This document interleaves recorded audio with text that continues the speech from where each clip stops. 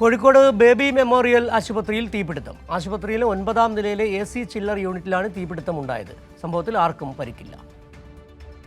രാവിലെ 9 മണിയോടെയാണ് Kozhikode baby memorial ഹോസ്പിറ്റലിലെ 9ാം നിലയിലെ AC ചില്ലർ യൂണിറ്റിൽ തീപിടുത്തമുണ്ടായത്. ആശുപത്രി പരിസരമാകെ കറുത്ത പുക നിറഞ്ഞതോടെ രോഗികളും ആശുപത്രി ജീവനക്കാരും പരിഭ്രാന്തിയിലാവുകയും പോലീസിനെയും ഫയർഫോഴ്സിനെയും വിവരമറിയിക്കുകയായിരുന്നു. തുടർന്ന് 8 യൂണിറ്റ് ഫയർഫോഴ്സ് സംഘം അപകട സ്ഥലത്തെത്തുകയും തീ നിയന്ത്രണ വിധേയമാക്കുകയുമായിരുന്നു.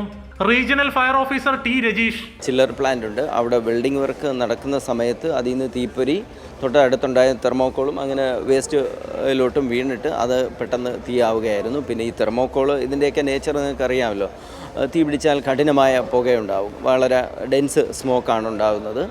അപ്പോൾ ആ സ്മോക്ക് ആണ് നമുക്കൊരു വലിയൊരു ഫയർ എന്നുള്ള ഒരു സിറ്റുവേഷൻ ഉണ്ടാക്കിയത്. ആശങ്കപ്പെടേണ്ട സാഹചര്യമില്ലെന്ന് ആശുപത്രി PRO സലീൽ കൈരളി ന്യൂസിനോട് പറഞ്ഞു. 8th ഫ്ലോറിന് അങ്ങോട്ടൊന്നും ഇത് പടർന്നിട്ടില്ല, അതുകൊണ്ട് തന്നെ 8th ഫ്ലോറിലെ പേഷ്യൻസിനെ മാറ്റേണ്ട ആവശ്യമില്ല.